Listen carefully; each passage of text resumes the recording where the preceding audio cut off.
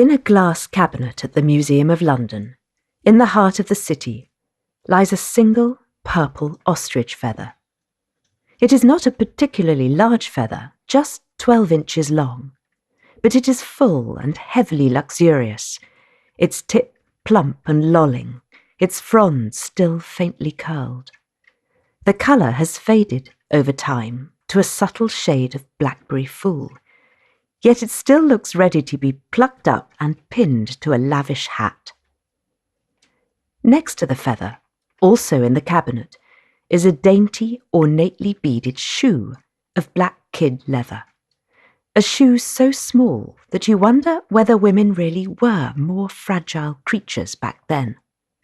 It is a shoe for a dance, not a political rally. But women did things differently in 1909. Its wearer was borne away from a fracas outside the House of Commons between two burly policemen, her decorous little feet kicking. A 50-year-old firebrand carried like a naughty child. Emmeline Pankhurst was less than 5 feet tall, her shoe size 3.5. The feathers stayed attached to the hat that was pinned to her hair, but one shoe came loose in the struggle and was seized by the police as a trophy. How they must have laughed at the Metropolitan Police Station that night. Cinderella's slipper, straight from the foot of the notorious leader of the suffragettes, that dreadful woman, as she was commonly known.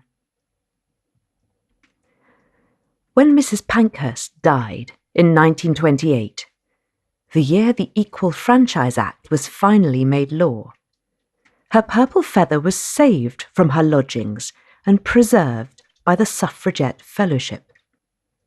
And so started an industry in, often fake but always well-intentioned, suffragette memorabilia. The feather seemed to these old militants the embodiment of their revered leader. It was a potent symbol of all things Pankhurst, her essential femininity, her persistence in the face of brutality and hostility, and her political colours.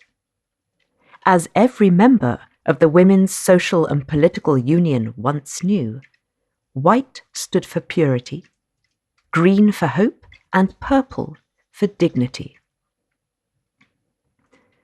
It was offered to the Museum of London in 1950 as a talismanic object, a holy relic of sorts, for Mrs. Pankhurst was never without her plumage. The elaborately feathered hat was an indispensable part of her brand, a way of showing the world that she was no unnatural, mannish harridan intent on a petticoat government. Yet she was also steely, autocratic, and dictatorial. She liked a good fight. Like a strutting cock's extravagant tail, Emmeline Pankhurst's plumage signified power. There is another feather, or rather collection of feathers, kept in a box at the headquarters of Britain's biggest conservation charity.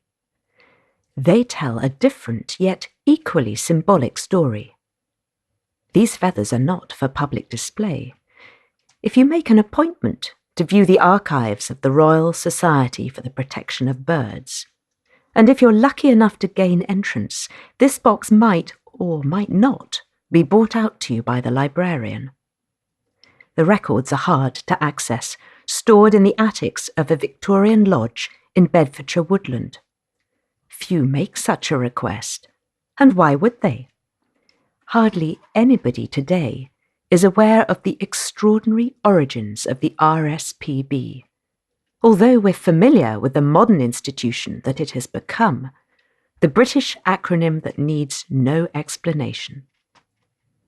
The RSPB is a giant, a charity with 1.2 million members, 200 nature reserves spread over 150,000 hectares, 2,000 staff, and 14,000 volunteers. It has an annual income of £100 million, and it wields great political power. Its business today is international nature conservation, whether peregrine falcons, pygmy fruit bats or Sumatran rhinos. But its leading figures tend to be bird lovers, and the majority of these tend to be men. In Britain, birds belong, instinctively it seems, to the boys. It was not always so. The RSPB was founded by women with an unusually singular purpose. They were going to stamp out the fashion for feathers in hats. For half a century, from the 1870s to the 1920s, wild bird species were systematically slaughtered around the world for the millinery trade in one of the most lucrative commodity markets on Earth. At its peak, the trade was worth a staggering £20 million a year to Britain, around $204 million in today's money.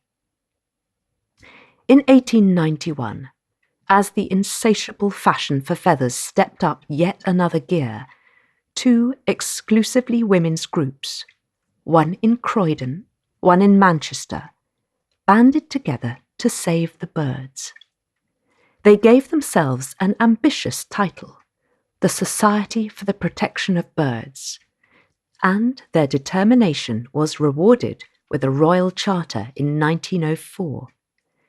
As the RSPB grew in scale and stature, so the men involved attempted to take charge. The women at its helm came largely from the upper echelons of society, but their campaign against the plumage trade would bring them into unprecedented conflict with those from the lower classes. Thousands of invisible working women were caught up within this industry's coils. Feather washers, feather dressers, fancy feather workers, willowers, milliners and shopgirls. A fight against the plumage trade meant, too, a fight against other, more vulnerable women. In blowing the whistle on murderous millinery, the RSPB would also be pitting themselves against other women, sister against sister. Lift the lid on that box at headquarters, and you will find the original essence of the RSPB. Inside are half a dozen millinery trade feathers, much like Mrs. Pankhurst's, dyed, dressed and mounted on wire, each a highly worked hat ornament, all redolent of a particular time and place. Open this box, and you are transported back to the streets and drawing rooms of Victorian and Edwardian society, where every woman of every class wore a hat. In the early years of the 20th century, when an ounce of feathers from the American snowy egret was worth twice as much as an ounce of gold, the female foot soldiers of the RSPB turned detective. They scoured the great department stores and millinery shops of Britain, cross-examining other women, milliners and saleswomen who swore blind that their hat trimmings were artificial, not made from wild bird skins, that they were manufactured from horsehair or grass or dyed cock's feathers. The feathers in this box comprise hard evidence, gathered in stealth and examined by experts. They are the authenticated proof of a despicable trade. The box was labelled contraband, and it symbolised animal cruelty. Today, each feather represents a protected species. You would no sooner wear the exquisitely soft down of a great crested grebe on your head, the tuft from a snowy egret, or the cascading rust-red tail of a Ragiana bird of paradise, than you would a fox or a white weasel around your neck with dangling nose and paws. How have our sensibilities been changed so completely? One remarkable woman led the anti-plumage campaign of the RSPB. and she did so quietly and heroically for half a century, leading it to eventual victory. She campaigned so doggedly and for so long against what she called murderous millinery that she became known as Mother of the Birds. Her struggle to get the world to care about birds met with as much derision, contempt, and indifference as Emmeline Pankhurst's fight for the vote. The millinery and the plumage trade demonized her as a frothy fanatic, a feather faddist. Right up until the First World War, the idea of bird protection was as laughable to the general population as the concept of female emancipation. She stuck to her convictions, though, and she won her fight. The law was changed, plumage imports were banned, and the strange female fashion for avian adornment receded into the unimaginable past. Unlike Mrs. Pankhurst, she is today a forgotten figure, even within the RSPB. Not a plaque, not a portrait at headquarters, not a mention in the canon of those women who helped shape the 20th century. Yet she has proved, in her way, to be as deeply influential to the modern psyche as her contemporary, Mrs. Pankhurst. Her name is Etta Lemon. At the heart of this book are two difficult, driven, heroic, and compassionate women of vastly differing ambitions, personalities, and methods. While Mrs. Pankhurst saw herself as the saviour of women, even if few women back then knew they wanted saving, Mrs. Lemon was the avenging angel of the birds. They were born just 2 years apart, but the story of Etta Lemon unfolds in these pages first. Unlike Emmeline Pankhurst, Etta did not have children, and she gathered momentum earlier. The Society for the Protection of Birds preceded the suffragettes by some 12 years.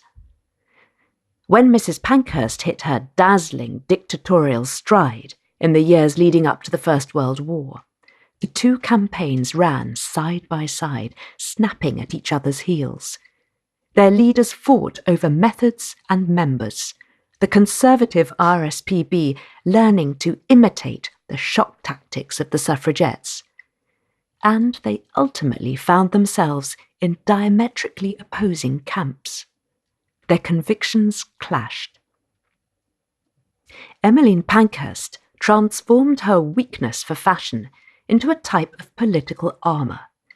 She exhorted her militant suffragettes to use their style to further the cause, to be the most elegant ladies in the public sphere.